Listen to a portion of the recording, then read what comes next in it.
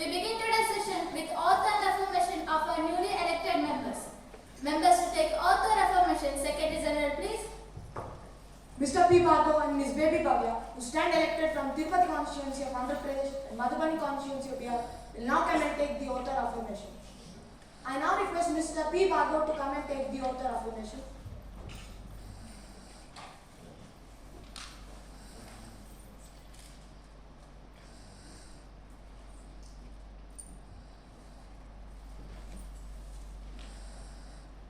Mr. P. Bhargav, do you want to take the oath or affirmation? Affirmation, please. In which language would you like to take the affirmation? Take me, please.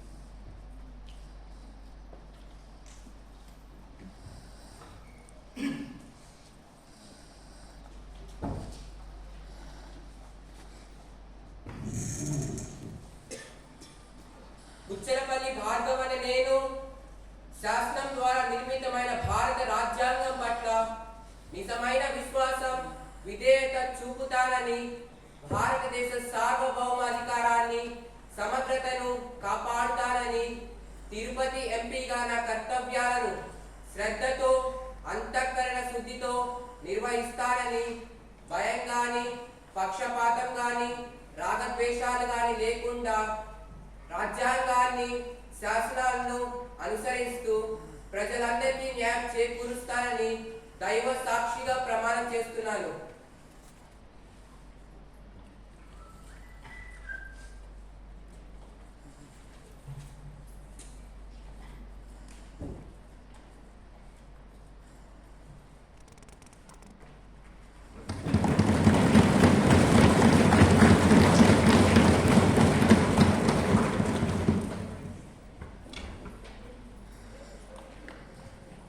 I now request Ms. Baby Bhavya to come and take the oath or affirmation.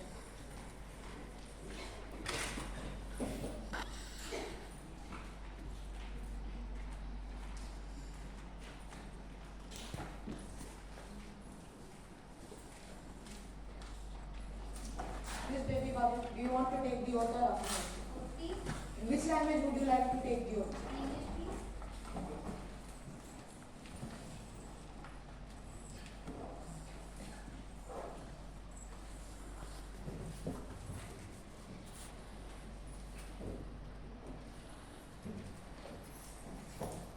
I, Ekamra Baby Bhavya, having been elected as a member of the lower house of the parliament, solemnly affirm that I will bear true faith and allegiance to the Constitution of India.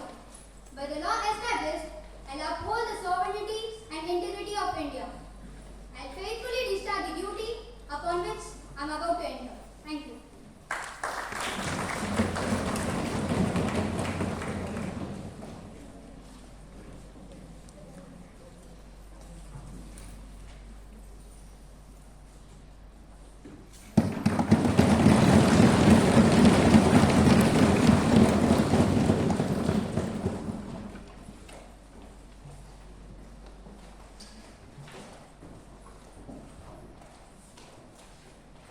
Honorable members, with great sorrow and regret that I inform this House that Mr. Mulayam Singh Yadav, Samajwadi Party chief, passed away after a prolonged illness.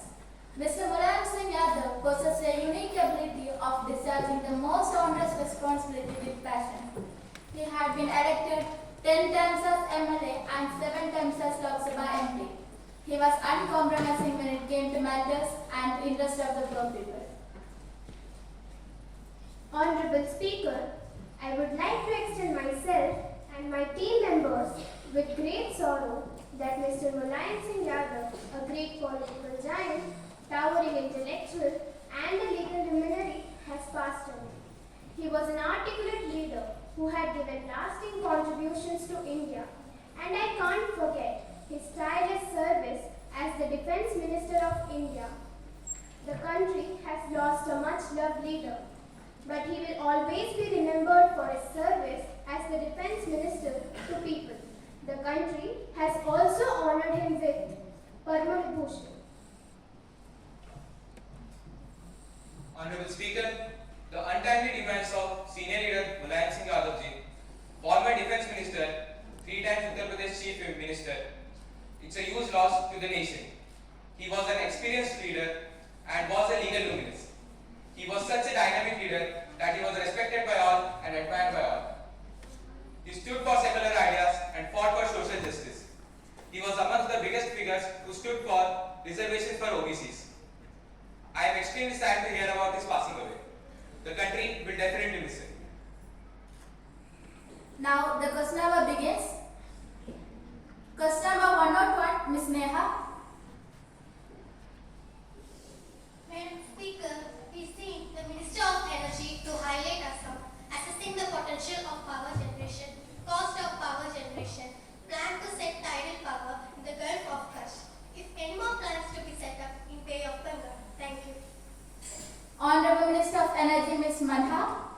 Madam Speaker, the Central Electricity Authority has undertaken studies and investigation to assess the techno-economic feasibility of tidal power projected in the Gulf of Kutch with capacity of about 1800 megawatt project installed. At present, there is no proposal to set up a tidal power project at any other location. The estimated cost of tidal power is about 1.7 pice per unit. The average cost of generation from conventional hydro and thermal projects based on projects recently cleared by CEA are as under: hydro 70 to 120 pice per unit, thermal 1 to 1.75 pice per unit. Thank you.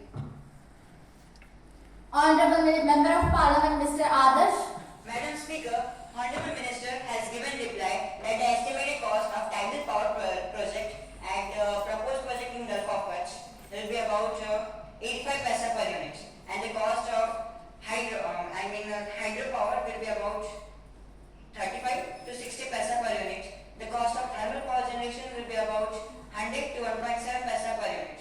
I just want to know from the Minister that whether the use of wind and solar power generation is used in our country, and whether its cost is low in comparison to thermal and hydro power generations, and whether these systems are running with the pace in our country and are being increased in our country.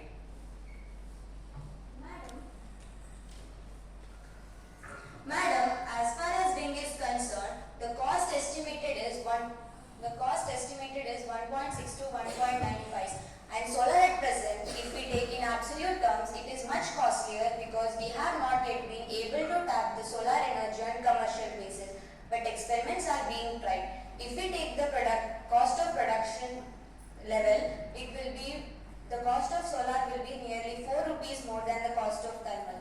We have to consider the cost delivered, that is cost to the consumer. If that is considered, then we find that solar energy will become more comparable and competitive. Now, the scheme of installing a 90 megawatt electricity solar plant in Rajasthan is being worked out. Thank you. Any supplementary question? MP Jodhilada. Yes, Madam Speaker. May I know from Honorable Minister whether power production can be increased by 500 megawatts and over 30 million tons can be saved through full exploitation by new indigenously developed technology? Honorable Minister of Energy, Ms. Manha. Madam, with the use of tidal energy, I agree that we will be able to save coal, because at the coastal sites particularly, it is very difficult to transport coal all the way from the place where it is available. That is why we use tidal energy. Honorable Member of Parliament, Mr. Srawat. Madam Speaker, can I get to know about the details of the transmission of energy? Madam, as far as transmission losses are concerned, today average transmission losses are about 21 to 23%. 50% of it is theft. We have made central loss. The state also has some loss to save it. And this theft is possible only when there is pollution. We want to take firm action, and the State Electricity Board must also take firm action about this. As far as technical losses are concerned, Madam Speaker, through you, I want to convey to the Honorable Member that with new technological advances like superconductivity, technical losses will come down very sharply, and our nation, in fact one of the advanced countries in the world in the field of research of superconductivity, I am sure it will be a great boon to this area of transmission of power. Thank you, Minister. Now we are moving to the next question. Question number 102, Ms. Krishna Yamini.